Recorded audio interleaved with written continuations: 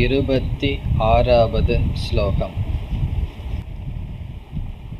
தத்ரா பஷ்யத் ஸ்திதான் பார்த்தக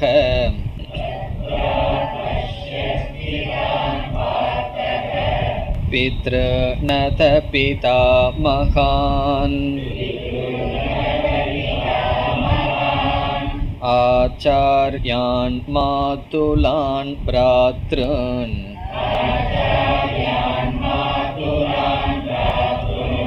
புத்ரான் பௌத்ரான் சகீம்ஸ்ததா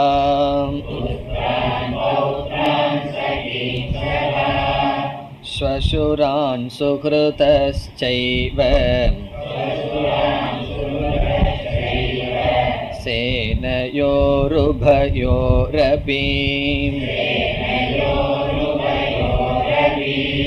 தான் சமீக்ஷ்ய ச கௌந்தேயः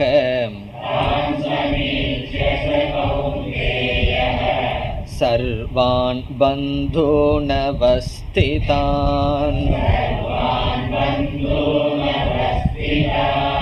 கிருபயா பரயாவிஷ்டः விஷீதன்னிதமப்ரவீத்.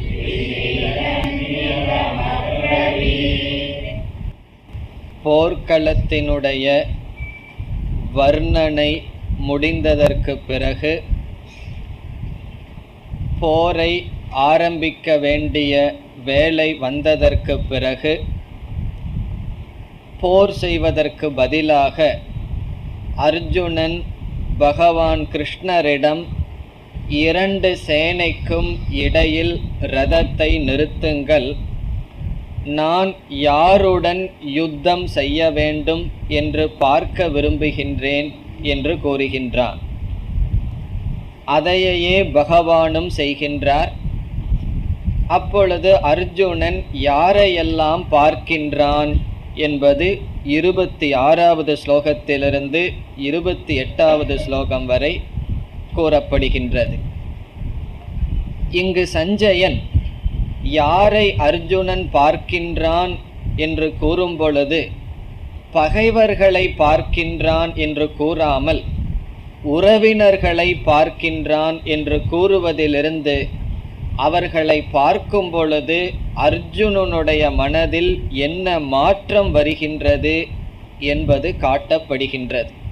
ஆகவே 26லிருந்து 28 வரை அர்ஜுனனுடைய மனதில் வருகின்ற முதல் மாற்றம் சென்ற வகுப்பில் பார்த்தோம், ராகக அல்லது பற்று.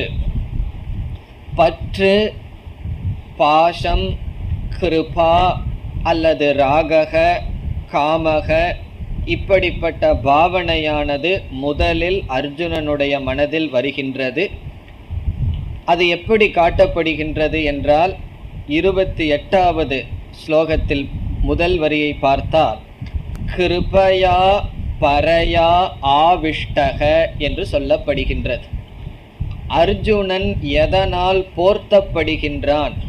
ஓவர்வெல்ம்டு. ஆவிஷ்டக என்றால் அதனால் மூழ்கடிக்கப்படுகின்றான். எதனால்? கிருபயா. இங்கு கிருபா என்ற சொல் ராகக அல்லது பற்று. யார் மீது? தத்ரா பஷ்யத் ஸ்திதான் பார்த்தக பித்ருன் பிதாமகான் என்று எதிரே நிற்கின்ற துரியோதனனை சேர்ந்த படையில் உள்ள பீஷ்மர், துரோணர், மற்ற உறவினர்கள் மீது இவனுக்கு ஒரு பற்று மனதில் வருகின்றது. நாம் சென்ற வகுப்பில் பார்த்தோம். இதற்கு பிறகு வருகின்ற பகுதி இந்த அத்தியாயத்தில் 3 விதமான பாவனை அர்ஜுனனுடைய மனதில் வர இருக்கின்றது. அதில் முதல் பாவனை ராகக அல்லது பற்று. அதை தொடர்ந்து சோகம் வரும். அதை தொடர்ந்து மோகம் அவனுக்கு வரும். ஆகவே முதலாவது அத்தியாயத்தின் சாரம் அர்ஜுனனுடைய மனதில் வருகின்ற ராக, சோக, மோகம். இதை எடுத்து காட்டுவதுதான். இதில் ராகக என்றால் என்ன என்று சென்ற வகுப்பில் விசாரம் செய்தோம். சுருக்கமாக அதை நாம் ஞாபகப்படுத்திக் கொண்டு நாம் தொடர வேண்டும். ராகக என்றால் பற்று அல்லது பாசம். இது யார் மீது என்றால் பொருள்கள் மீது இருக்கலாம் அல்லது உறவினர்கள் மீது, உயிரினங்கள் மீது இந்த ராகக பற்று இருக்கலாம். இந்த ராகத்திற்கு பற்றுக்கு மூல காரணம் என்ன என்பதை நாம் விசாரிக்கவில்லை இந்த இடத்தில், பிறகு பார்க்கின்றோம். ஆனால் ஒருவர் மீது நமக்கு பற்று எப்பொழுது வருகின்றது என்றால், முதல் ஒரு முறை அல்லது முதல் முறை பார்த்த மாத்திரத்தில் வராது. சங்கத்தினால் தான் பற்றானது வளர்க்கப்படுகின்றது. ஒருவரோடு நாம் சம்பந்தம் வைக்க வைக்க நமக்கு அவர்களிடம் பற்றானது வளர்க்கப்படுகின்றது. நம்முடைய விருப்பு வெறுப்புகள், நம்முடைய குணமும் அவருடைய குணமும் ஒன்றாக இருந்தால் பற்றானது வளர்ந்து விடுகின்றது. பிறகு சில பொருள்கள் மீது பற்று வருவதற்கு காரணம், அதோடு நமக்கு சம்பந்தம் இல்லாவிட்டாலும் மனதளவில் அதை நினைத்து கொண்டு இருந்தால் அதன் மீது நமக்கு பற்று வந்து விடும். நமக்கு வீட்டுக்கு அருகில் ஒருவர் இருக்கின்றார், அவரை பற்றி நாம் மனதில் நினைப்பதே கிடையாது. ஆனால் நம்முடைய மகனோ மகளோ அமெரிக்காவில் இருக்கிறார், ஆனால் அவர்களை மனதில் நினைத்தால் நமக்கு பற்று வந்து விடுகின்றது. எந்த தூரத்தில் இருக்கின்றார்கள் என்பது அல்ல, தூரம் பக்கம் என்பது நம்முடைய சங்கல்பத்தில் தான். ஒருவரை மனதில் நினைக்க நினைக்க அவர் நமக்கு அருகில் இருக்கின்றார். ஒருவரை நாம் மனதில் நினைக்கவில்லை என்றால் நமக்கு அருகில் இருந்தாலும் தொலைவில் அவர் இருக்கின்றார். ஆகவே ஆசை அல்லது பற்று, கிருபா என்பது சம்பந்தத்தினாலும் சங்கல்பத்தினாலும் வளர்க்கப்படுகின்றது. இப்பொழுது அர்ஜுனன், பீஷ்மர், துரோணர் இவர்களை பார்த்தவுடன் அவன் சிறு வயதிலிருந்து பீஷ்மர் துரோணரோடு வைத்த சங்கத்தை இவன் இப்பொழுது சங்கல்பத்தால் பார்க்கின்றான். எப்படியெல்லாம் என்னை வளர்த்தார்கள், அவர்களுக்கு எப்படியெல்லாம் நான் நன்றி கடனை செலுத்த வேண்டும் என்று அவன் ஏற்கனவே இருந்த சம்பந்தத்தை மனதில் சங்கல்பம் செய்கின்றான். ஆகவே என்ன ஏற்படுகின்றது? அவர்கள் மீது ஒரு பற்றானது, இரக்கமானது ஏற்படுகின்றது. பிறகு இந்த ராகத்தினுடைய விளைவு என்ன என்பது நாம் இறுதியாக கேட்ட கேள்வி.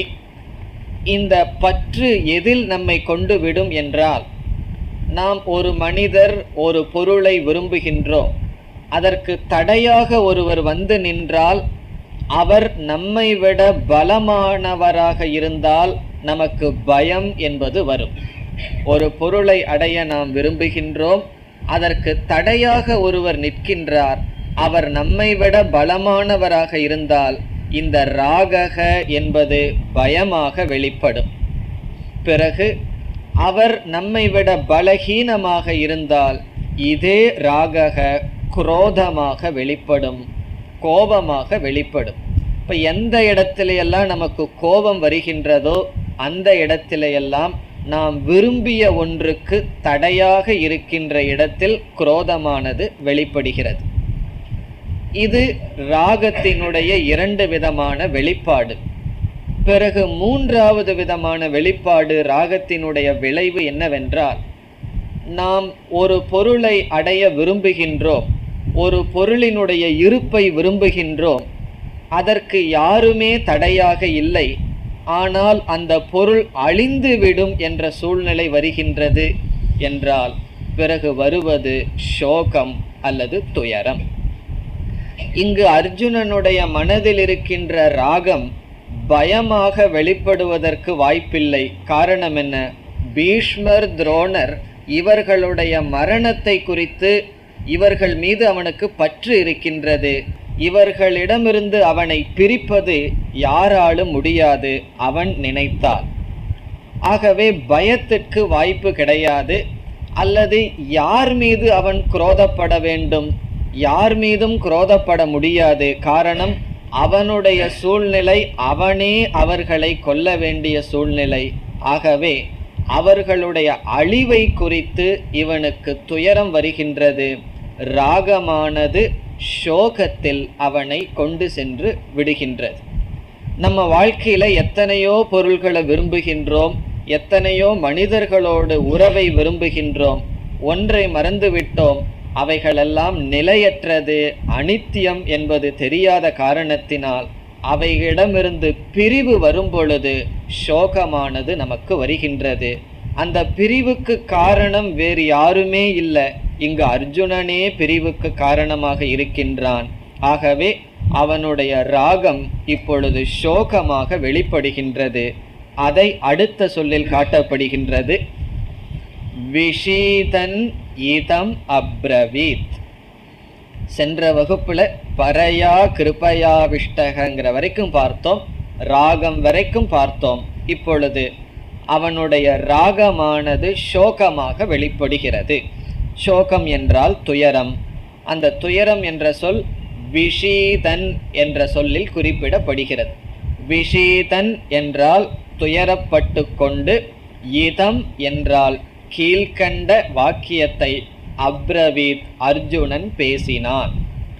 பகவான் கிருஷ்ணரிடம் துயரப்பட்டவனாக கீழ்கண்ட வார்த்தையை அர்ஜுனன் பேசினான்.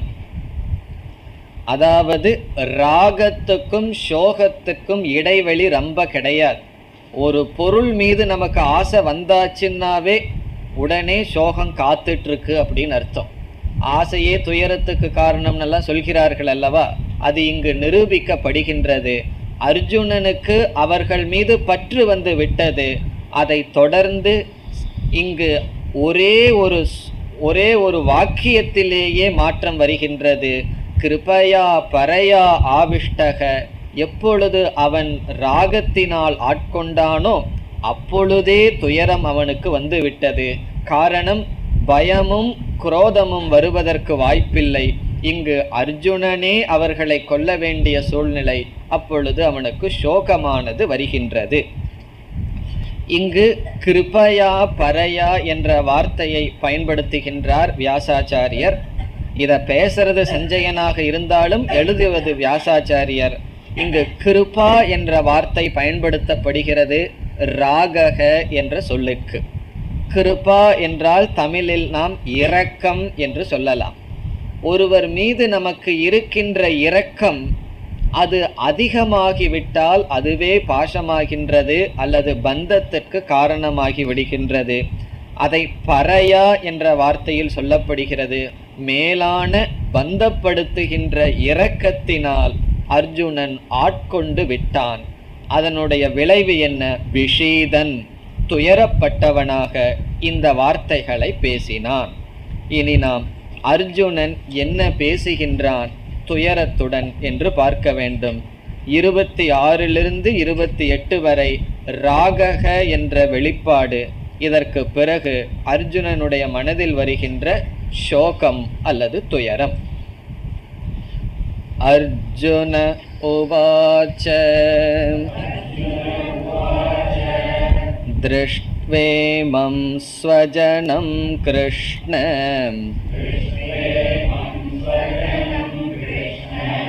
யுயுத்சும் சமுபஸ்திதம் சீதந்தி மம காத்ராணி முகம் ச பரிசுஷ்யதி வேபதுஷ்ச ஷரீரே மே ரோமஹர்ஷஸ்ச ஜாயதே காண்டீவம் ஸ்ரம்சதே ஹஸ்தாத் த்வச்சைவ பரிதஹ்யதே ந ச சக்னோம்யவஸ்தாதும்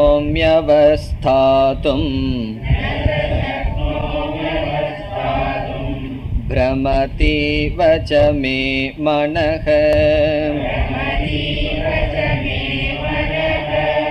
நிமித்தானி ச பஷ்யாமி விபரீதானி கேசவ.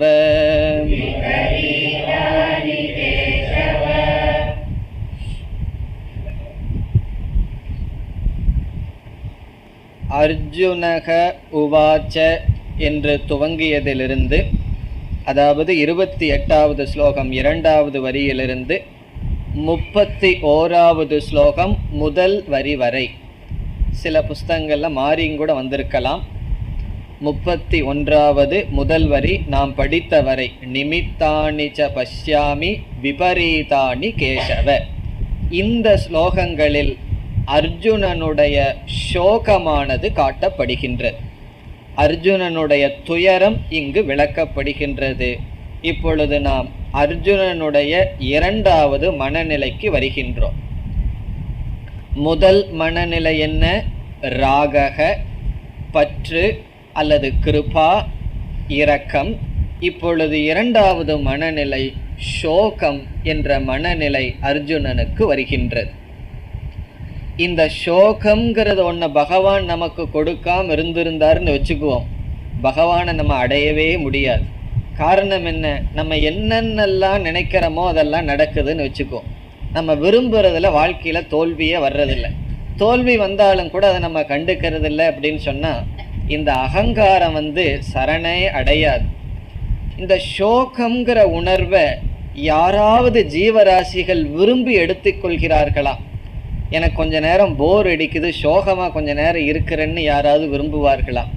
சோகமான சினிமாவுக்கு போய் ரசிப்பார்கள், ஆனால் தான் சோகமாக கொஞ்ச நேரம் இருக்கலான்னு நினைப்பார்களான்னா கிடையாது. பிறகு எதுக்கு சோக சினிமாவுக்கெல்லாம் போகிறார்கள் என்றால், ஏற்கனவே அவர்கள் மனதில் சோகம் குடிகொண்டு இருக்கு. வேற ஒரு இடத்துல பார்க்கும் பொழுது மனசுக்கு சைக்கலாஜிக்கலாக ஒரு திருப்தி வருது.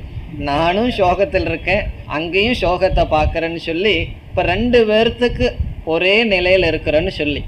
எப்படி நம்ம வீட்டில் கரண்ட்டு போயிடுதுன்னா உடனே என்ன செய்கிறோம்? நம்ம வீட்டை பார்க்க மாட்டோம், பக்கத்து வீட்டை பார்ப்போம். அங்கேயும் கரண்ட்டு போயிட்டா ஒரு திருப்தி, எல்லா இடத்துலையும் கரண்ட்டு போயிருக்குன்னு சொல்லி. அதே போல் சோகத்தை நம்ம பார்த்தாலும் நாம் சோகத்தை உண்மையிலேயே விரும்புறது கிடையாது. இப்போ நம்முடைய அகங்காரம் தான் நான் எனதுன்னெல்லாம் பேசிகிட்டு இருக்கிறோமே, இந்த அகங்காரத்துக்கு சோகங்கிற உணர்வே விரும்பலை. இருந்தாலும் சோகத்தை நம்ம அனுபவிக்கிறோமே, அப்பொழுதுதான் அகங்காரத்துக்கு உணர்வு வருகின்றது, நமக்கு மேலே ஒன்று இருக்குது. இந்த அகங்காரத்துக்கு மேலே ஒன்று இருக்கிறதுனால தானே நான் விரும்பாதது ஒன்று நானே அனுபவிக்க வேண்டியது வருகின்றது என்று மனிதன் உணர்கின்றான். அதனால் இந்த சோகம்ங்கிறது பகவானை அடைவதற்கு ஒரு படியாக இங்கு சொல்லப்படுகின்றது. அதனால தான் இந்த அத்தியாயத்துக்கே என்னென்னு பெயர்? அர்ஜுன விஷாத யோக என்று பெயர். விஷாதம் என்றால் சோகம், அதாவது துயரம். யோகம் என்றால் இங்கு தலைப்பு அல்லது சாதனை. இப்போ அர்ஜுனனுடைய துயரமே ஒரு சாதனையாக மாறிவிடுகின்றது. காரணம் என்ன? இந்த துயரத்திலிருந்து அவன் மோட்சத்துக்கு தகுதியை அடைந்து ஒரு ஞானத்துக்கு அவன் தயாராகின்றான். அதனால் வாழ்க்கையில் சோகம் வந்ததுன்னு சொன்னால் நம்ம எப்படி புரிஞ்சுக்கணும்? இது ஒரு படி என்று நாம் புரிந்து கொள்ள வேண்டும். இந்த சோகத்தை பற்றி ராகத்தை நம்ம விளக்கண மாதிரி விளக்க வேண்டிய அவசியமே கிடையாது. எதை நாம் விளக்க வேண்டும்? எது நமக்கு தெரியாத அல்லது அனுபவிக்காம புரியாமல் இருக்கோ அதைத்தான் நம்ம விளக்கணும். சோகத்தை போய் நம்ம என்ன விளக்கிறது? காரணம் எல்லாராலும் அனுபவிக்கப்படுகின்றது. நம்ம எல்லாத்துக்கும் காமனாக இந்த சோகம் இருப்பதனால் சோகத்தை போய் என்ன விளக்கிறது? அதனால தான் இங்கு சஞ்சயன் சோகத்தினுடைய விளைவானது விளக்கப்படுகின்றது. சோகம் அவனுடைய மனசில் வந்தவுடன் என்னென்னலாம் அவனுடைய உடம்பில் ஆகுது, காண்டீவன் கையிலிருந்து விழுகுது, உடலெல்லாம் எரிகின்றது என்றெல்லாம் சோகத்தினுடைய விளைவானது இங்கு கூறப்படுகின்றது. ஆகவே அர்ஜுனனுடைய மனதில் 2வதாக வந்த பாவனை சோகம். இந்த சோகம்ங்கிற பாவனையே ஒரு யோகமாக மாற இருக்கின்றது. அந்த சோகமே யோகமாக மாறப் போகின்றது. இதெல்லாம் புராணத்தில் பார்க்கலாம். வால்மீகியானவர் 2 பறவையை அமர்ந்திருந்ததை ஒரு வேடன் கொன்று விட்டான். அதை பார்த்த உடனே அவருடைய மனதில் முதல்ல வந்தது என்னவா? சோகம். அந்த சோகத்திலிருந்து அவருடைய வாயில் வந்தது ஸ்லோகம் என்று சொல்லுவார்கள். அப்படி ராமாயணமே அவருடைய சோகத்திலிருந்து தான் ஆரம்பம் ஆயிற்று. அப்படி சிலதெல்லாம் சோகத்திலிருந்து தான் ஆரம்பம் ஆகும். அதனால தான் யார் ஆன்மீக வாழ்க்கையில் போனாலும் முதல் கேள்வி என்ன கேட்பார்கள் தெரியுமோ? உங்களுக்கு என்ன ஆச்சு என்று கேட்பார்கள். கீத கிளாஸுக்கெல்லாம் போகிறீங்களே, நல்லா தானே இருக்குது, ஒரு சோகமும் உங்களுக்கு வரலையே, எல்லாமே நல்லா இருக்கும்போது எதுக்கு போகணும்? அல்லது ஒரு சுவாமியை பார்த்தா உங்களுக்கு என்ன வாழ்க்கையில் ஃபெயிலியர் வந்தது, என்ன ஃபெயிலியர், சோகத்தினால நீங்கள் எல்லாத்தையும் விட்டுட்டு இந்த வாழ்க்கைக்கு வந்தீர்கள். ஆகவே சோகத்தை தான் முதல் படியாக கேட்பார்கள். நமக்கும் சோகம் இருந்தால் தான் கிளாஸுக்கு வரணும்னு மற்றவர்கள் முடிவு செய்திருக்கிறார்கள். ஆகவே அது அவர்கள் செய்தது சரியா தவறாங்கிறது வேற. ஆனால் இங்கே அப்படி பொருந்தி வருது. அர்ஜுனனுடைய சோகத்திலிருந்து அவன் ஆனந்தத்திற்கு வருவதற்கு முதல் படியாக இருக்கின்றது. இந்த சோகத்தை பற்றி ஒரே ஒரு கருத்து தான். இந்த மனதில் வருகின்ற துயரத்தை சாஸ்திரம் சம்சாரம் என்று சொல்கின்றது. நம்ம ஆரம்பத்தில் முகவுரையில் பார்த்துருக்கோம். இந்த சோகம்ங்கிறது மனிதன் மட்டும் அனுபவிப்பது, மிருகங்களுக்கெல்லாம் இந்த சோகம் கிடையாது. சோகம் என்பது, துயரம் என்பது வேறு, நாம் அனுபவிக்கின்ற வலி என்பது வேறு. இங்கிலீஷில் சொன்னால் பெயின்னு சொல்லுவோம், தலைவலிக்கிறது அல்லது ஒரு டிஸ்கம்ஃபர்ட்னு சொல்லுவோம், கஷ்டமான ஒரு சூழ்நிலை. இப்போ வெயில் காலம் வந்தால் சௌரியமாவாக இருக்க போகுது, கொஞ்சம் கஷ்டமாக தான் இருக்கும். அப்படி சீதோஷ்ணத்தினால வர்ற கஷ்டங்கள், இப்படி உடம்புக்கு வர்ற வலி வேறு, மனதில் வருகின்ற சோகம் என்பது வேறு. அந்த ரெண்டையும் நம்ம கொஞ்சம் பிரித்து புரிந்து கொள்ள வேண்டும். சாஸ்திரம் படிக்கிறதுனால வலி நமக்கு வராதுன்னு சொல்ல முடியாது. சில பேர் என்ன நினைக்கிறார்கள், கீதையெல்லாம் படித்தா தலைவலியே வராது, கால்வலியே வராது, எந்த விதமான பிரச்சனையும் வராதுன்னு நினைப்பார்கள். அதுக்காக நம்ம சாஸ்திரம் படிக்கலை. சாஸ்திரமானது மனதில் இருக்கின்ற சோகத்தை நீக்குகின்றதே தவிர, நம்முடைய பிராரப்த கர்மத்தினால என்னென்ன நோய்களெல்லாம், என்னென்ன கஷ்டமான சூழ்நிலைகள் அனுபவிக்கணுமோ அதை அனுபவிச்சு தான் ஆகணும். அது ராமராக இருந்தாலும், கிருஷ்ணராக இருந்தாலும், ராமகிருஷ்ண பரமஹம்சராக இருந்தாலும், ரமணராக இருந்தாலும், பெரிய பெரிய மகான்கள் வாக்கியிலையும் பார்க்கிறோம். அவர்களுக்கும் கடினமான சூழ்நிலைகள், அந்த பெயின், உடம்புக்கு வர்ற நோய்களிலிருந்து விடுபடவில்லை. ஆனால் அந்த நோயை குறித்து அவர்கள் துயரப்படுகிறார்களே, அதிலிருந்து அவர்கள் விடுதலை அடைந்தார்கள். இந்த சாஸ்திரம் நமக்கு வழியிலிருந்து நீக்குவதற்கு உபாயம் சொல்லவில்லை. அந்த ஒரு சூழ்நிலையை சோகமாக மாற்றுகின்ற மனதிலிருந்து நம்மை விடுவிக்கின்றது. அதிகமாக சோகத்தை பற்றியும் பிறகு நம்ம பார்க்க இருக்கின்றோம். அதுவும் 2வது அத்தியாயத்தில் ஆரம்பத்திலேயே பார்ப்போம். பகவான் உபதேசத்தையே சோகத்திலிருந்து தான் துவங்க இருக்கின்றார். அசோச்சியான் அன்வசோச்சஸ்துவம் சொல்லி சோகத்திலிருந்து தான் பகவானே துவங்குகின்றார். அங்கு மீண்டும் சோகத்தை பற்றி அதிகமாக பார்ப்போம். ஆகவே இந்த இடத்தில் எவ்வளவு தூரம் நாம் நிற்கின்றோம்? அர்ஜுனனுடைய மனதில் துயரம் அல்லது சோகம் என்ற பாவனையானது வருகின்றது. அந்த சோகம் என்பது சூழ்நிலையினால் வருகின்ற கஷ்டமோ அல்லது வலியோ அல்ல, மனதில் வருகின்ற ஒரு விதமான பாவனை. அது வலி வேறு, துயரம் என்பது வேறு.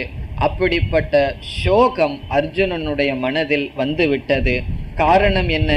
அர்ஜுனனுடைய மனதில் ஏன் சோகம் வந்தது என்றால் அதற்கு காரணம் இங்கு சொல்லவில்லை. அர்ஜுனனை பிறகு சொல்லுவான். அவனுக்கு சோகம் வந்ததற்கு காரணம், அவனுக்கு விரும்பப்பட்டவர்கள், அவனால் விரும்பப்பட்டவர்கள் அழிய இருக்கின்றார்கள், அவர்களை நானே கொல்ல வேண்டும், அவர்களிடமிருந்து நான் பிரிக்கப்படுகின்றேன் என்ற ராகத்தினால், ராகத்தினுடைய நிமித்தத்தினால் அவனுக்கு சோகமானது வருகின்றது. ஆகவே துயரப்பட்டவனாக இந்த வார்த்தைகளை பகவானிடம் பேசுகின்றான். இப்போ முதல்ல அந்த சோகத்தினால தனக்கு என்னென்னலாம் நடக்குது என்று வர்ணிக்கின்றான். இங்கு தன்னையே வர்ணிக்கின்றான் பகவானிடம். இந்த சோகத்தினால இப்படியெல்லாம் என்னிடம் மாற்றம் வருகின்றது கிருஷ்ணா என்று கூறுகின்றான். இப்பொழுது அர்ஜுனன் என்ன சொல்றான்னு பார்ப்போம். அர்ஜுனக உவாச்ச, அர்ஜுனன் கூறுகின்றான் பகவானிடம், திருஷ்டுவேமம் ஸ்வஜனம் கிருஷ்ண, ஹே கிருஷ்ண, கிருஷ்ண என்று அழைக்கின்றான். ஹே கிருஷ்ணா, ஸ்வஜனம் இமம் ஸ்வஜனம் திருஷ்டுவா. இமம் என்றால் கண்ணுக்கு முன்னாடி இருக்கின்ற, ஸ்வ என்றால் நம்முடைய, என்னுடைய, ஜனம் என்றால் என்னை சார்ந்தவர்களை, ஸ்வஜனம் திருஷ்டுவா பார்த்து, திருஷ்டுவா என்றால் பார்த்தவுடன் என்ன ஏற்படுகிறதுன்னு பிறகு வர இருக்கின்றது. பிறகு இவர்களெல்லாம் இப்ப எதற்கு இங்கு நின்று இருக்கிறார்கள்? யுயுத்சும் சமுபஸ்திதம்.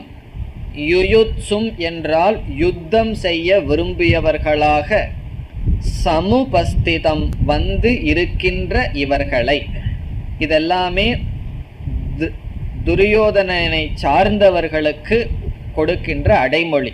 யுயுத்சும் யுத்தம் செய்ய விரும்புபவர்களாக, சமுபஸ்திதம் என்றால் இங்கு குழுமி இருக்கின்ற, ஸ்வஜனம் நம்முடைய அல்லது என்னுடைய மக்களை, திருஷ்டுவா பார்த்து. இதற்கு முன்னாடி அர்ஜுனன் என்ன சொன்னான்னா, தார்தராஷ்டிரஸ்ய துர்புத்தேகன்னு சொன்னான். நாங்கள் உங்களுக்கு ஞாபகம் வச்சுக்க வேண்டிய வார்த்தைன்னு. அவன் நம்மவர்கள் திருதராஷ்டிரனை சார்ந்தவர்கள் பகைவர்கள்னு பிரித்த அர்ஜுனன் இப்பொழுது இரண்டையும் ஒன்றாக்கி விட்டான். நம்மை சார்ந்தவர்கள், என்னை சார்ந்த இந்த ஜனங்களை நான் பார்த்து என்னுடைய மனதில் சோகத்தினால் ஆர்கொண்டு என்னென்ன நடக்கின்றது என்று வர்ணிக்கின்றான். 29வது ஸ்லோகம். முதல்ல என்ன நடக்குதான்? சீதந்தி மம காத்ராணி. மம என்றால் என்னுடைய, காத்ராணி என்றால் உறுப்புக்கள், உடல் உறுப்புக்கள், லிம்ஸ், கை கால் முதலிய உடல் உறுப்புக்கள். சீதந்தி, சீதந்தி என்றால் சோர்வடைகின்றது, கீழே விழுகின்றது. அப்படி கையை தூக்கி நிறுத்த முடியவில்லை, கை கால்களெல்லாம் ஓய்ந்து விடுகின்றது. சீதந்தி என்றால் கீழே விழுகின்றது. எல்லா அங்கங்களும், சரீரத்தில் இருக்கிற அங்கங்களெல்லாம், குறிப்பாக கை காலெல்லாம் நிற்க முடியாமல் அது சோர்வடைந்து அமர்கின்றது, கீழே விழுகின்றது. பிறகு முகம் ச பரிசுஷ்யதி. இங்கு முகம் என்றால் வாய்,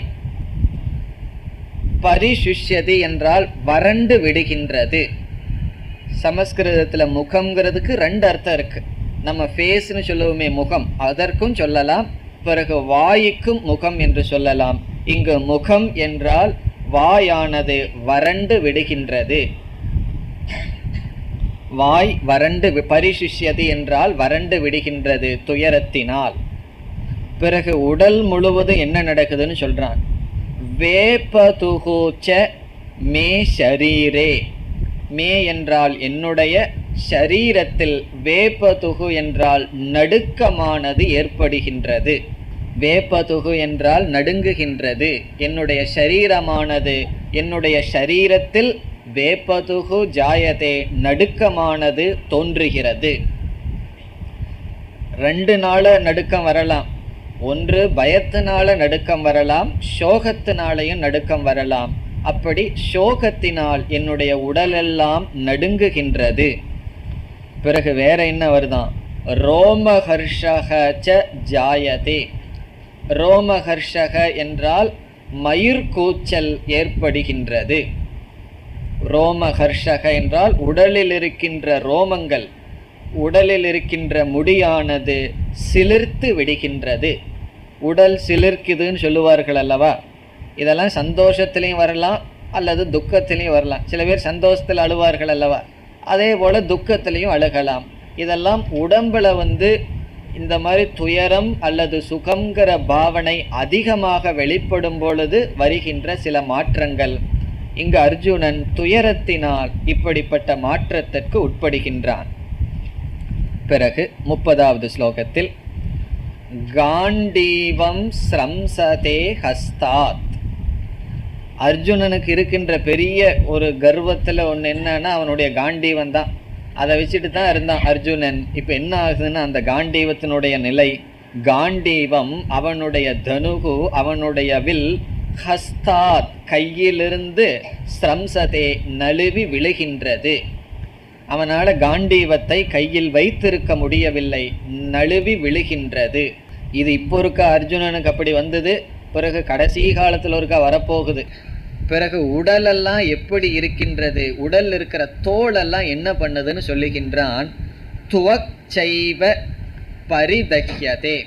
துவக் என்றால் ஸ்கின், உடல் தோல். பரிதஹ்யதே என்றால் எரிகின்றது, உடலெல்லாம் எரிகின்றது. துவக் சைவ பரிதஹ்யதே, உடலெல்லாம் எரிச்சல் உண்டாகின்றது. இதெல்லாம் துயரத்தினுடைய விளைவு. இவை இவ்வளவு தூரம் அவன் துயரப்பட்டுள்ளான் என்பது இது காட்டுகின்றது. துயரத்தினுடைய எல்லைக்கு அர்ஜுனன் சென்று விட்டான். சில பேர்த்துக்கு கொஞ்சம் தலைவலி வந்தாவே என்னமோ வீட்டில் இருக்கிறவங்க எல்லாத்துக்கும் தலைவலி கொடுத்துருவார்கள். எப்படி, எனக்கு தலைவலி வந்துடுது தலைவலி வந்துடுதுன்னு சொல்லி. அப்படி ஒரு சின்ன துயரத்தையே என்ன செய்வார்கள், ஏதோ பெருசா தலையே போன மாதிரி ரெண்டா போன மாதிரி பெருசா சொல்லுவார்கள். அதே போல இங்கு அர்ஜுனனுக்கு வந்தது பெரிய துயரம். அந்த துயரத்தினுடைய விளைவை இங்கு சொல்கின்றான். பரிதஹ்யதே, உடம்பெல்லாம் எரிகின்றது. பிறகு நச சக்னோமி அவஸ்தாதும். அவஸ்தாதும்னு சொன்ன நிற்பதற்கும் கூட. நச சக்னோமி, என்னால் முடியவில்லை. நிற்பதற்கும் கூட என்னால் முடியவில்லை. அமர்வதற்கும் கூட என்னால் முடியவில்லை. ந சக்னோமினா எனக்கு அந்த சக்தியில் இப்பொழுது கிடையாது, அந்த சக்தியை நான் இழந்து விட்டேன், என்னால் நிற்க முடியலைன்னு சொல்கிறான் அர்ஜுனன் அந்த துயரத்தினால. காரணம் என்னவா, அடுத்த சொல் பிரமதி இவ மே மனக. என்னுடைய மனமானது சுழல்கின்றது. பிரமதினா சுத்துறதுன்னு அர்த்தம். இந்த தலை சுத்துறதுன்னெல்லாம் சொல்லுவார்கள் அல்லவா, அப்படி அவனுடைய மனமானது சுற்றுகின்றது. மே மனக, என்னுடைய மனம் சுற்றுவது போல் இருக்கின்றது, மயக்கம் ஏற்படுகின்றது. இப்ப இதெல்லாம் என்ன, அவனுடைய சோகத்தினுடைய விளைவு. இப்படியெல்லாம் சோகத்தினால் அவன் ஆட்கொண்டவன் ஆகின்றான்.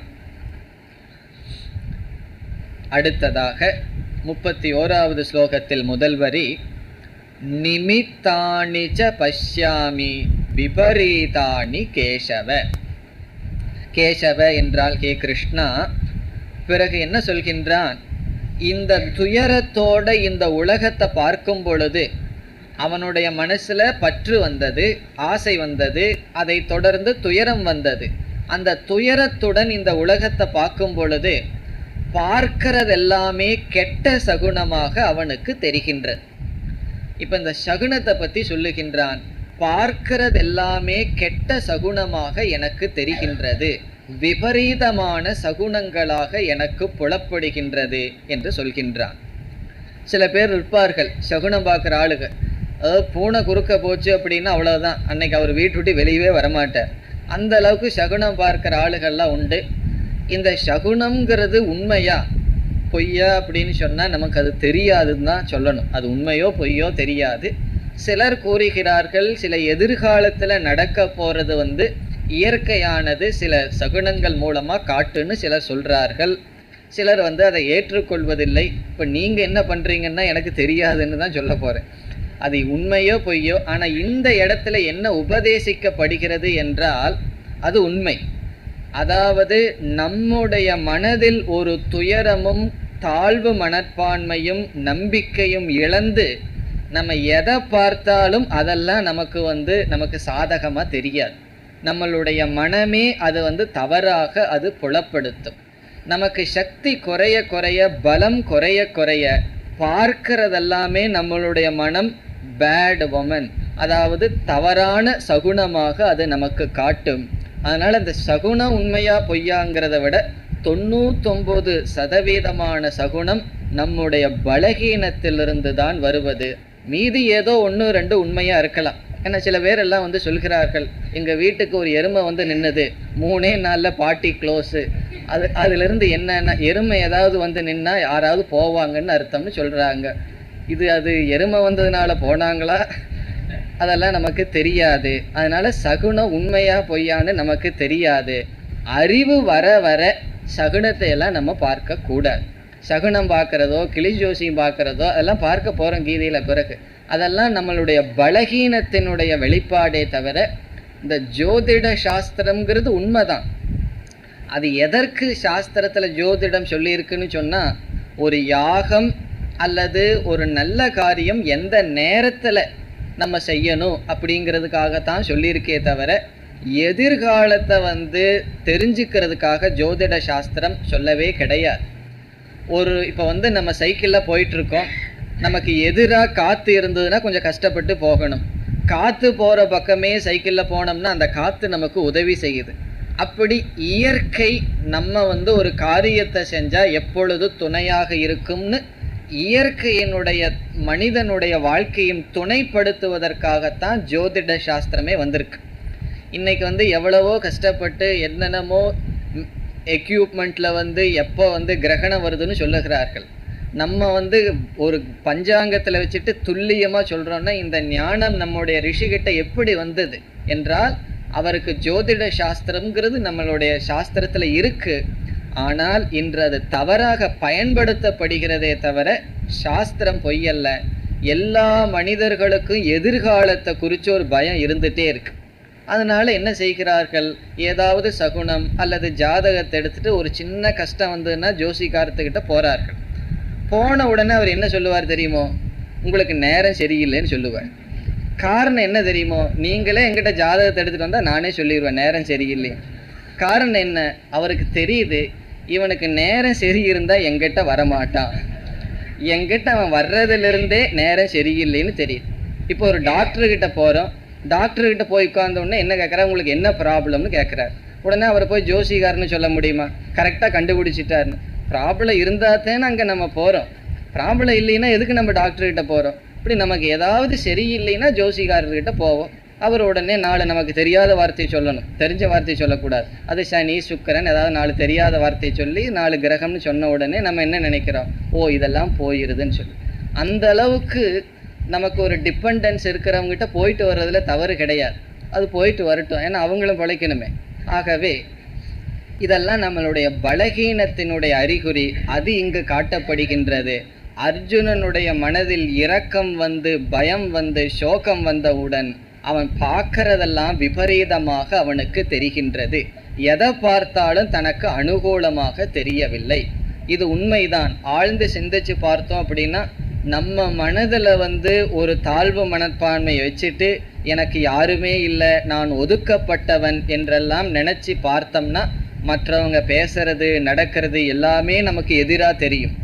நம்ம ஒரு நல்ல ஒரு மனப்பான்மையுடன் பார்த்தால் எதுவுமே தவறாக தெரியாது. ஆகவே உலகில் நடக்கின்ற விஷயங்கள் அது நடப்பதை எப்படி பொருள்படுத்துவது என்பது நம்முடைய மனதை பொறுத்தது. இங்கு அர்ஜுனனுடைய மனம் பலகீனப்பட்டு சோர்வடைந்து துயரத்துடன் இருப்பதனால் என்ன சொல்றான், நிமித்தாணி பஷ்யாமி. இங்கு நிமித்தம் என்றால் சகுனங்கள். அது எப்படிப்பட்ட நிமித்தம், விபரீதாணி, விபரீதமான சகுனங்களை நான் பார்க்கின்றேன். பார்க்கறதெல்லாம் ஏதாவது கழுகு பறந்து போயிருப்போம், அதை ஏதாவது பார்த்து எல்லாமே விபரீதமாக நான் பார்க்கின்றேன். எனக்கு அனுகூலமாக எந்த விதமான சகுனத்தையும் நான் பார்க்கவில்லை. இப்போ விபரீதாணி நிமித்தாணி பஷ்யாமி என்று அவனுடைய சோகத்தை இதுவரை அர்ஜுனன் பேசுகின்றான். இனி 31வது ஸ்லோகத்தினுடைய 2வது வரியிலிருந்து அர்ஜுனனுக்கு வேறு விதமான பாவனை வருகின்றது. 31வது ஸ்லோகம் 2வது வரி. நச ஸ்ரேயோனு பஷ்யாமி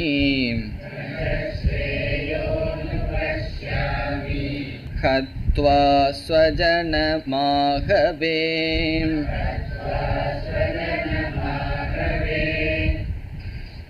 இந்த ஸ்லோகத்திலிருந்து 46வது ஸ்லோகம் வரை, அதாவது இந்த அத்தியாயத்தினுடைய கடைசி ஸ்லோகத்துக்கு முன் ஸ்லோகம் வரை அர்ஜுனனுடைய மனதில் வருகின்ற 3வது மாற்றம் காட்டப்படுகின்றது. நம்ம பார்த்தோம். மூன்றாவது மாற்றம் என்ன? மோகக, மோகம் அல்லது மயக்கம், தவறான அறிவு. அதுதான் அர்ஜுனனுக்கு வருகின்ற அடுத்த மாற்றம். ராகக, சோகக, மோகக, இந்த மூணும் தான் அர்ஜுனனுடைய மனதில் வருகின்றது. மோகத்தினுடைய விளைவை இங்கு காட்டப்படுகின்றது. இந்த ஸ்லோகங்களுக்குள் செல்வதற்கு முன் மோகம் என்றால் என்ன என்று விசாரம் செய்துவிட்டு பிறகு ஸ்லோகங்களுக்குள் செல்வோம். ராகம் என்பது பற்று, கிருபா என்றெல்லாம் பார்த்தோம். அதனுடைய ஒரு விளைவு சோகம். அதே ராகத்தினுடைய இனியொரு விளைவுதான் மோகம். ஆகவே மோகத்துக்கும் உற்பத்தி ஸ்தானம் ராகக அல்லது பற்றுதான். எப்படி சோகம் எங்கிருந்து உற்பத்தி ஆகின்றது? ராகத்திலிருந்து உற்பத்தி ஆகின்றது. பற்றிலிருந்து சோகம் வருகின்றது. நமக்கு பற்றில்லாத இடத்துல சோகமே வராது. இப்போ சோகம் வருது ஒரு இடத்துலனா அங்கே பற்று இருக்கின்றது. பிறகு மோகம் வர வேண்டும் என்றால் அதற்கும் அதே உற்பத்தி ஸ்தானம் ராகக. எங்கு பற்று இருக்குமோ அந்த இடத்துல தான் மோகமானது வர இருக்கின்றது. ஆகவே மோகத்தினுடைய உற்பத்தி ஸ்தானம் அதுவும் ராகக. இப்பொழுது மோகம் என்றால் என்னன்னு பார்க்கணும். இந்த மோகத்தை பற்றி புரிந்து கொள்வதற்கு முன் நம்முடைய மனதை பற்றியே நமக்கு கொஞ்சம் தெரியணும். இப்போ நம்முடைய மனதிற்கு சாஸ்திரத்தில் அந்த கரணம் என்று சொல்லப்படுகிறது. நம்முடைய மனசுன்னு சொல்லிட்டு இருக்கிறோமே, அதற்கு அந்த கரணம். கரணம் என்றால் என்ன? கருவி, இன்ஸ்ட்ருமெண்ட். அந்தக என்றால் உள்ளே இருக்கின்ற அல்லது கண்ணுக்கு தெரியாத அர்த்தம். உள்ளே இருக்கின்றன்னு சொல்றதை விட நம்ம கண்ணுக்கு தெரியாத ஒரு கரணம், ஒரு கருவி, இன்ஸ்ட்ருமெண்ட். இப்ப கண்ணு, காது இதெல்லாம் என்னன்னா இது பாஹ்ய கரணம். நமக்கு கண்ணுக்கு தெரிகிற, வெளியே தெரிகிற கரணங்கள். இப்ப கை காலும் கூட கரணம் தான். இவைகள் எல்லாமே கருவிகள் தான். ஆனால் நம்மளுடைய எண்ணங்கள் எல்லாம் வருதே மனசு, அதற்கு பொதுவான பெயர் அந்த கரணம். இந்த அந்த கரணம் இரண்டாக பிரிக்கப்படுகின்றது. இப்பொழுதுக்கு நமக்கு எது தேவையோ அதை மட்டும் பார்ப்போம். இந்த அந்த கரணம்னா என்ன? நம்மளுடைய மனசு. இப்போ நம்ம சாதாரணமாக மனம்னு என்ன சொல்லிட்டு இருக்கிறோமோ அதற்கு தான் அந்த கரணம்னு பெயர். அந்த அந்த கரணம் இரண்டாக பிரிக்கப்படுகின்றது. ஒன்று மனம், இனி ஒன்று புத்தி. மனம், புத்தி என்று அந்த கரணம் இரண்டாக பிரிக்கப்படுகின்றது. இந்த மனம் என்பதும் எண்ணங்கள் ரூபமானது, புத்திங்கிறதும் எண்ணங்கள் ரூபமானது. அந்த கரணம் என்றால் மனம் அல்லது எண்ணங்களினுடைய ஓட்டம். எண்ணங்கள் ரூபமானது தான் மனம், எண்ணங்கள் ரூபமானது தான் புத்தி. இருந்தாலும் அது இரண்டாக ஏன் பிரிக்கப்படுகிறதுன்னு சொன்னால் அதனுடைய லட்சணத்தை பார்த்தா நமக்கு புரியும். நம்முடைய மனதில் இருக்கின்ற எண்ணங்களையே இப்பொழுது நாம் இரண்டாக பிரித்து சில எண்ணங்களினுடைய தொகுப்பு மனம்னு சொல்லிடுறோம், சில எண்ணங்களினுடைய தொகுப்பை புத்தி என்று சொல்கின்றோம். இங்கு மனம் என்று சொல்லப்படுகின்ற எண்ணங்கள் எப்படிப்பட்டது என்றால், எப்படிப்பட்ட எண்ணங்கள் சந்தேகிக்குமோ அல்லது ஆசை, கோபம், பொறாமை இப்படிப்பட்ட உணர்வுகள் மயமாக இருக்குமோ அதை மனம் என்று சொல்கின்றோம். ஃபீலிங்ஸ், நம்ம உணர்வு மயமாக வருகின்ற எண்ணங்களுக்கு மனம் என்று சொல்லப்படுகின்றோம். உணர்வு மயம்னா நமக்கு தெரியுமே, விதவிதமான உணர்வுகள் இருக்கின்றது. கிருபா, அன்பு, பிறகு துவேஷம், வெறுப்பு, இப்படியெல்லாம் விதவிதமான உணர்ச்சிகள் நம்முடைய மனதில் வருகின்றது. அந்த எண்ணங்கள் இருக்கின்ற பகுதிக்கு மனம் என்று பெயர். பிறகு எப்படிப்பட்ட எண்ணம் ஒரு சூழ்நிலையில் நிச்சயம் செய்கின்றதோ அந்த நிச்சயம் செய்கின்ற பகுதிக்கு புத்தி என்று பெயர். இங்க புத்தி என்றால் நிச்சயம் செய்வது, தீர்மானம் செய்வது, இது இப்படித்தான் என்று நிர்ணயம் செய்வது. சரியான வார்த்தை வேணும்னா நிர்ணயம் செய்தல். நிச்சயாத்மிகா புத்திகி. இப்படித்தான் என்று நிச்சயம் செய்வது புத்தியினுடைய செயல். இப்ப நம்ம இன்னைக்கு கீத கிளாஸுக்கு போலாமா அல்லது டிவி முன்னாடியே உட்கார்ந்துக்கலாமா, நல்ல படமா இருக்குன்னு நினைச்சிட்டோம்னு வச்சுக்கோமே, அது அப்படி சந்தேகப்படுறது என்ன? அது மனசு. போயிடலாம் அப்படின்னு நிச்சயம் பண்ணா அது புத்தி. இந்த ரெண்டுமே எண்ணங்கள் தான், ஃபங்க்ஷனல் டிஃபரன்ஸ். மனதில் இருக்கிற எண்ணங்கள் சந்தேகிக்கும் பொழுதும் அல்லது உணர்ச்சி வசப்படும் பொழுதும் விதவிதமான உணர்வுகளுக்கு ஆட்கொள்ளப்படும் பொழுது அந்த ஒரு விதமான எண்ணங்களுக்கு மனசுன்னு பேர் கொடுக்கிறோம். பிறகு ஒரு சூழ்நிலையை இது சரி இது தப்புன்னு நிச்சயம் செய்யும் பொழுது அதை புத்தி என்று பெயர் கொடுக்கின்றோம். இப்பொழுது இந்த ராகக என்பது சோகத்தை கொடுத்ததுன்னு பார்த்தோம்.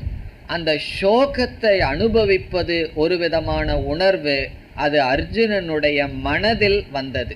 இப்ப ராகமும் மனசுல தான் இருக்கு. இப்ப ராகமானது சோகத்தை கொடுத்ததுங்கும் பொழுது அர்ஜுனனுடைய மனம் பாதிக்கப்பட்டது. ஏன்னா மனதுல நல்ல உணர்வுகளும் வரலாம், கஷ்டமான உணர்வுகளும் வரலாம். இப்பொழுது அதே ராகம் அர்ஜுனனுடைய அந்த கரணம்னு ஒரு வார்த்தை பார்த்தமே, அது புத்திக்கும் மனசுக்கும் சமமான சொல். இப்ப அந்த கரணம்னா புத்தியும் மனசும் சேர்ந்தது. இப்ப அர்ஜுனனுடைய அந்த கரணத்தில் இருக்கின்ற மனம் சோகத்தினால் பாதிக்கப்பட்டது. இனி அர்ஜுனனுடைய அந்த கரணத்தில் இருக்கின்ற புத்தியானது பாதிப்புக்கு உள்ளாகின்றது. அந்த பாதிப்பை தான் மோகம் என்று சொல்லப்படுகின்றது. இப்போ அர்ஜுனங்கிட்ட இருக்கிற மனசும் போக போகுது. இது வரைக்கும் மனசு அவுட்டு, இனிமேல் அவனுடைய புத்தியும் அவுட் ஆக போகுது. அவனுடைய புத்தியும் பாதிக்கு உட்பட அந்த புத்தி பாதிக்கப்படுகின்றது. அந்த பாதாதான் மோகம் என்று சொல்லப்படுகின்றது. இப்போ மனசை நம்ம விட்டுருவோம், மனசை தான் நம்ம பார்த்து முடிச்சுட்டோம். சோகம் அவனுடைய மனசுல வந்திருக்கு.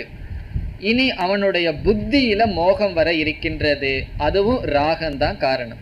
அதனால உங்களுடைய சார்ட் எப்படி இருக்கணும்? முதல்ல ராகக, ராகத்தினுடைய ஒரு டைரக்ஷன் சோகம், அங்க மனது.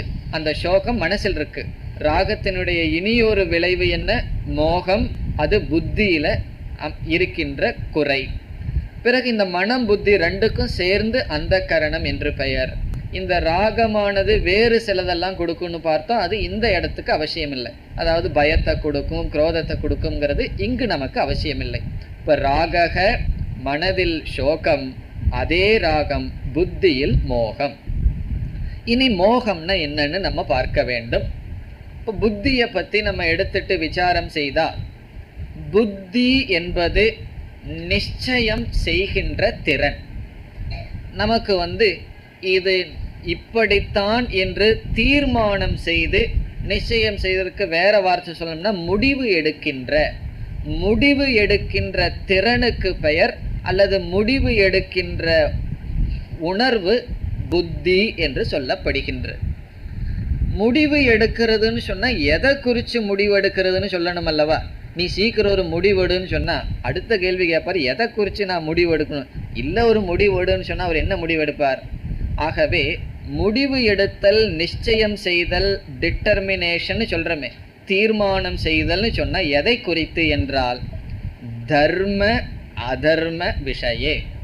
இது தர்மம், இது அதர்மம், அல்லது இது சரி, இது தவறு என்கின்ற விஷயத்துல தான் நம்ம நிச்சயம் செய்யணும். இப்ப நிச்சயம் செய்யறது புத்தி எதுல? நல்லது எது, கெட்டது எது, அல்லது எது ஹிதம், எது அஹிதம், எனக்கு எது ஹிதமானது, எனக்கு எது ஹிதம் அல்ல என்று நிச்சயம் செய்வதுதான் புத்தியினுடைய செயல். இந்த புத்தி எல்லாருக்கும் கொஞ்சம் வயசான வந்துடும். குழந்தையில் இருக்கிற வரைக்கும் அது வளர்ச்சி அடையாது. அதனாலதான் அந்த குழந்தைக்கு தெரியாது எனக்கு எது நல்லது எது கெட்டதுன்னு. மண்ணை எடுத்து வாயில போடும். அதை நம்ம தவறா நினைக்கிறது இல்லை. காரணம் என்ன? அந்த குழந்தைக்கு புத்தியானது இன்னும் வளர்ச்சி அடையவில்லை. இது நல்லது, இது கெட்டது, இது சரி, இது தவறுன்னு அதுக்கு தெரியல. அது அப்பாவை உதைக்குதுன்னு வச்சுக்குவோம். அப்பாவுக்கு கோபம் வருதா? வராது. காரணம் என்ன? அவர் காரணத்தை பார்க்கிறார். அந்த குழந்தையினுடைய புத்தி வளராத காரணத்தினால் அது வேறு விதமாக செயல்பட முடியாது. அதே ஆள் ஒரு 20 வருஷத்துக்கு அப்புறம் உதைக்க வேண்டாம், அவன் அந்த வார்த்தையை சொல்லட்டும். அப்பாவுக்கு எவ்வளோ கோபம் வருது. காரணம், அந்த வயதில் அவர் எதிர்பார்க்கிறார், அவனுக்கு புத்தி வந்தாச்சு, புத்தியானது வளர்ந்து விட்டது, ஆகவே இது தவறு இது சரி என்று அவனுக்கு தெரிகிறது. தெரிந்தும் அவன் தவறாக பேசுகின்றான், ஆகவே கோபமானது வருகின்றது. ஆகவே புத்திங்கிறது கொஞ்சம் வருஷத்துக்கு அப்புறம் எல்லாத்துக்கும் வளர்ந்து விடும். இதில் ஒரு முக்கியமான கருத்து என்னன்னு சொன்னால், எல்லா புத்திக்கும் சுயமாகவே இயற்கையாகவே பகவான் அப்படி படைச்சிருக்கார். இது நல்லது இது கெட்டதுன்னு பாகுபடுத்துகிற சக்தியை கொடுத்திருக்கார். இதில் யாருக்குமே பகவான் தாரதமியம் வைக்கல. எல்லா ஜீவராசிகளுக்கும் எல்லா மனிதர்களுக்கும், இங்கே ஜீவராசினா மனிதர்களுக்கும் புத்தி வளர்ச்சி அடைந்து விட்டது என்றால் அதனுடைய பொருள் இது சரி இது தவறு என்கின்ற சக்தி திறனானது இயற்கையாகவே கொடுக்கப்பட்டுள்ளது. அது கொடுக்கலைன்னா நம்மளால் வாழ முடியாது. இப்போ நாயெல்லாம் நம்ம பார்க்குறோம். நாய் குட்டி போட்ட உடனே அது கண்ணு 3 நாள் முழிக்காது. ஆனால் அதுக்கு உணவு எங்கிருந்து கிடைக்கணுங்கிற அறிவை பகவான் ஏற்கனவே படைச்சிருக்கார். அதே போல் சில உயிரினங்களை எல்லாம் பார்த்தோம் அப்படின்னா தன்னை எப்படி காப்பாற்றி கொள்ள வேண்டும்ங்கிற அறிவை இயற்கையாகவே இன்ஸ்டிங்க்ட் பகவான் படைச்சிருக்கார். அப்போ தான் அது சர்வைவ் ஆக முடியும். அதே போல் மனிதனுக்கு இயற்கையாகவே பகவான் படைச்சது என்ன? அறிவு என்றால் எல்லோருக்குமே தெரியும் எது சரி எது தவறு. கொஞ்ச நாள் வளராமல் இருக்கும், அதுக்கப்புறம் இயற்கையாக அந்த திறன் வரும். அதற்கு பிறகு ராகம் முதலிய பிரச்சனையினால அந்த திறனை அவன் தப்பாக பயன்படுத்தலாம். அதுக்கு தான் வரப்போகிற மோகம்னா என்னன்னு சொல்லி. ஆனால் இயற்கையாகவே இது சரி இது தவறுன்னு சொல்லி மனம் புத்தியானது சரியாக ரிப்போர்ட் பண்ணும். அதுக்கு எந்த விதமான சாஸ்திரமும் படிக்க வேண்டாம். அதனால தான் திருடனுக்கு நல்லா தெரியுது நம்ம செய்கிறது தப்புன்னு சொல்லி, அதனால தான் அவன் நைட்டில் எடுத்துகிட்டு போகிறான். அவனுக்கு தெரியாமல் இல்லை, இதை நம்ம செய்கிறது தர்மம்னு தெரிஞ்சதுன்னா கேட்டு வாங்கிட்டு போகலாமே. அவனுக்கு செய்கிறது நல்லாவே தெரியுது இது தவறு, அதனால் மற்றவங்களுக்கு தெரியாமல் செய்யணும். ஈவன் குழந்தைகளுக்கே தெரியுது இதெல்லாம் அப்பாவுக்கு தெரியாமல் பேச வேண்டிய வார்த்தை, இது அப்பாவுக்கு தெரியாமல் போக வேண்டிய இடம் அப்படின்னு எல்லாம் தெரியுது. ஆகவே இது சரி இது தவறு அப்படிங்கிறது இயற்கையாகவே நம்முடைய அறிவில் இருக்கின்ற சக்தி. இப்போ இந்த ராகம் என்ன செய்யும்னா இயற்கையாகவே சரி தவறுங்கிற அறிவை மாற்றி நமக்கு காட்டிவிடும். அதுதான் ராகத்தினுடைய வேலை. அப்படி ராக மாற்றி அமைக்கும் பொழுது அந்த புத்தியானது மோகத்தில் உட்பட்டது என்று பொருள். இப்போ மோகம்னா என்னன்னா நம்ம ஒரு முயற்சி இல்லாமையே பகவான் இயற்கையாக கொடுத்துருக்கார். இது சரி இது தவறுன்னு தீர்மானம் செய்கின்ற சக்தி, அதை மாற்றி நமக்கு காட்டுவது தான் மோகம். எது சரியோ அதை நம்ம தப்புன்னு புரிஞ்சிருக்குவோம், எது தப்போ அதைத்தான் சரின்னு ஒத்த காலில் நின்று நம்மளே செய்வோம். பிறகு எது நமக்கு உண்மையிலேயே நல்லதோ அதை நம்ம கெட்டதுன்னு நினச்சிட்டு பின்பற்ற மாட்டோம். எது நமக்கு நாசத்தை கொடுக்குமோ அதை ரிலீஜியஸாக பின்பற்றுவோம். இப்படி நம்ம செய்தோம் அப்படின்னா, ரொம்ப பேர் அப்படி செய்துட்டு இருப்பார்கள். அதுக்கு என்ன காரணம்னா அந்த இயற்கையாக இருக்கிற சக்தியை மாற்றி, அந்த சக்தியை மாற்றி விபரீதமாக எது அந்த புத்தி காட்டும் பொழுது அந்த புத்தி மோகத்தினுடைய வசத்தில் இருக்கின்றது. எப்போ மோகம் வரும்னா சும்மா மோகம் வராது. ராகம் எந்த இடத்துல இருக்கோ அந்த இடத்துல தான் மோகம் வரும்.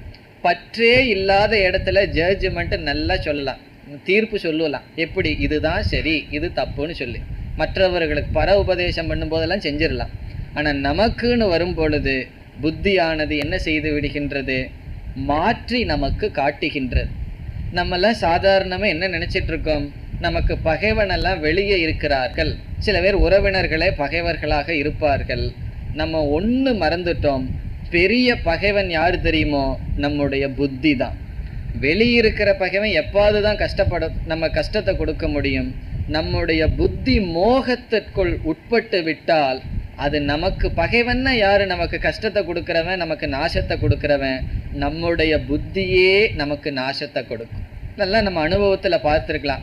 அந்த நேரத்தில் நான் அந்த டிசிஷன் எடுத்திருக்க கூடாது, நான் அப்படி எடுத்தது தப்புன்னு சொல்லி எல்லாம் முடிஞ்சதுக்கப்புறம் நம்மளுடைய புத்தியானது சொல்கின்றது, இப்படி நான் பேசியிருக்க கூடாது, இப்படி நான் அவருடைய சொல்லுக்கு பொருள் பொடுத்தி இருக்க கூடாது. இப்படி விதவிதமான சூழ்நிலையில் நம்ம புத்தியானது என்ன செய்கின்றது, எது சரி அப்படிங்கிறத விட்டுட்டு எது தவறுங்கிறத விட்டுட்டு மாற்றி கூறுகின்றது. இப்போ அர்ஜுனனுடைய மனதில் அந்த நிலை வந்து விட்டது. எது தர்மமோ எது அதர்மமோ அதை அர்ஜுனன் தவறாக இப்பொழுது பேச ஆரம்பிக்கின்றான். இதில் ஜஸ்டிஃபை பண்ண வேற செய்கின்றான் அர்ஜுனன். இதெல்லாம் மோகத்தினுடைய சைடு எஃபெக்ட். இந்த மோகம் என்ன பண்ணும், ஏற்கனவே அர்ஜுனனுக்கு சரியான அறிவு இருந்திருக்கு, தர்ம யுத்தம் பண்ணணும், நம்ம என்ன செய்யறோம் அப்படிங்கிறதுல தெளிவாக இருந்திருக்கான். ஆனால் இந்த பற்று ஆனது அவனுடைய மதியை மயக்கி விட்டது. சொல்றாங்கல்ல, மதி மயங்கி விட்டான்னு சொல்லி, அப்படி அந்த பற்றானது அவனுடைய அறிவையே மயக்கி விட்டது. காரணம் என்னவென்றால், நம்ம எந்த ஒரு காரியத்தை தொடர்ந்து செய்யணும்னா மனம் புத்தி ரெண்டுனுடைய உதவியோட தான் செய்ய முடியும். ஸ்பிளிட்டா அதிக நாள் செய்ய முடியாது. மனசு ஒன்று செய்ய விரும்புது, புத்தி அதை ஏற்றுக்கொள்ள மாட்டேங்குதுன்னா கொஞ்ச நாள் தான் அதை செய்ய முடியும். பிறகு நம்ம அந்த மனசு என்ன பண்ணும், புத்தியை தன் வசத்துக்கு இழுத்து நான் செய்யறது தான் சரிங்கிற மாதிரி புத்தியை கன்வின்ஸ் பண்ண வச்சு தான் மனசும் புத்தியும் சேர்ந்து வேலை செய்யும். ஆகவே எந்த ஒரு காரியம் நம்ம தொடர்ந்து செய்யணும்னா மனமும் புத்தியும் சேர்ந்து தான் செய்ய முடியும். கான்ஃப்ளிக்டோட அதிக நாள் செய்ய முடியாது. இப்போ அர்ஜுனன் தொடர்ந்து இந்த யுத்தத்திலிருந்து போகணும்னு சொன்னா அவனால் போக முடியாது. மனசு முடிவெடுத்தா போக முடியாது, புத்தி முடிவெடுக்கணும். ஆனால் புத்தி ஏற்கனவே என்ன சொல்லியிருக்கு, தர்ம யுத்தம் பண்ணணும்னு சொல்லியிருக்கு. அந்த நல்ல இருக்கிற புத்தியை கெடுத்து அது விபரீதமா இப்பொழுது அர்ஜுனனுடைய மனதிற்கு வர இருக்கின்றது. அதைத்தான் அர்ஜுனன் செய்ய இருக்கின்றான். மேலும் அடுத்த வகுப்பில் தொடர்வோம். ஓம் பூர்ணமத பூர்ணமிதம் பூர்ணாத் பூர்ணமுதச்யதே பூர்ணஸ்ய பூர்ணமாதாய பூர்ணமேவாவசிஷ்யதே. ஓம் சாந்தி சாந்தி சாந்தி.